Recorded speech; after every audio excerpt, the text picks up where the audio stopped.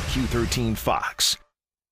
If you are a parent, you know the power of peer pressure. Studies suggest it is the main reason why teens start to abuse drugs. But even if it's about pressure to dress a certain way, how can we help our teens make their own choices, especially as they get ready to head back to school? And for many of us, that's happening here in the next 3 to 4 weeks. With us to answer that question is Dr. Gregory Jantz.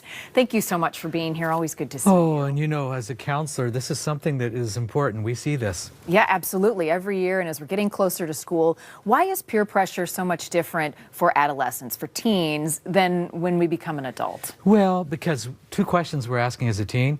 Who am I and where do I fit in? And sometimes the unhealthy group is an easy one to fit in.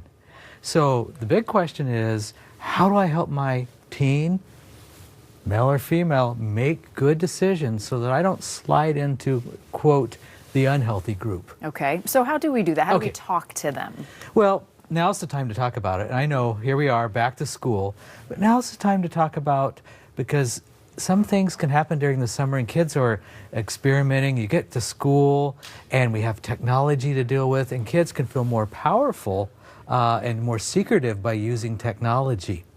So this is a time that there's likely been, if there is, some experimentation during the summer that can carry over to school. So I'm going to just talk to them about, you know, who do you see yourself hanging with? You know, go ahead and talk about some of their friends. Some of them have been disconnected from their friends during the summer, and so this transition time is important. Okay, and you brought this up, kind of the digital aspect of it all. I mean, what new challenges does that present that we didn't see when we were growing up? The peer pressure that we're even seeing Marnie, online. we didn't, and here's what, because I can share things secretive, and I feel like then I can get away with it. Okay. Yeah, and also I may be afraid to say something.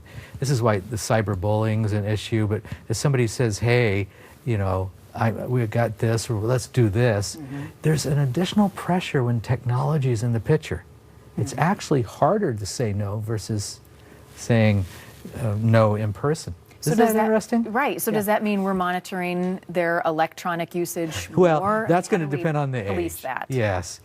And hopefully we've been setting some boundaries with the use of technology over the summer. Again, it's different. If I have a 10-year-old versus a 16-year-old, there are differences. But we're going to talk about it.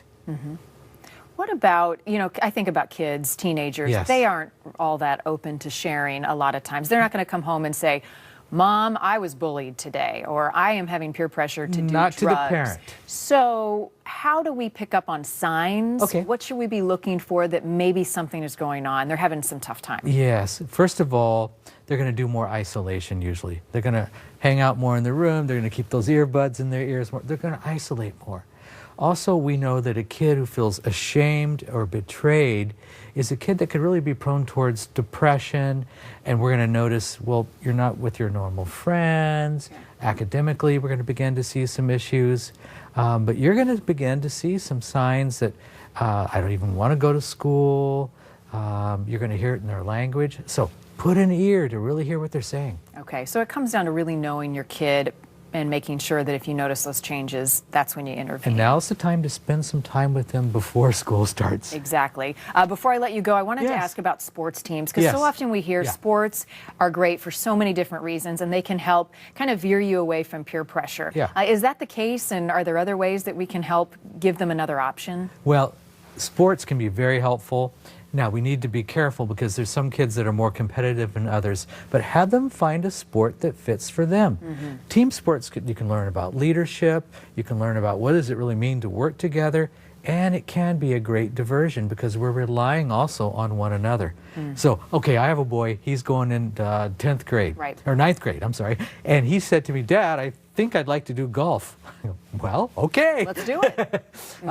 Whatever it is, give them a sport that they can be passionate about. And you've got another adult who's looking out for them and a coach. So absolutely. A great option. Dr. Jantz, thank you so much. Have this talk now as kids get ready to head back to school. Let's do it now. Yeah. All right.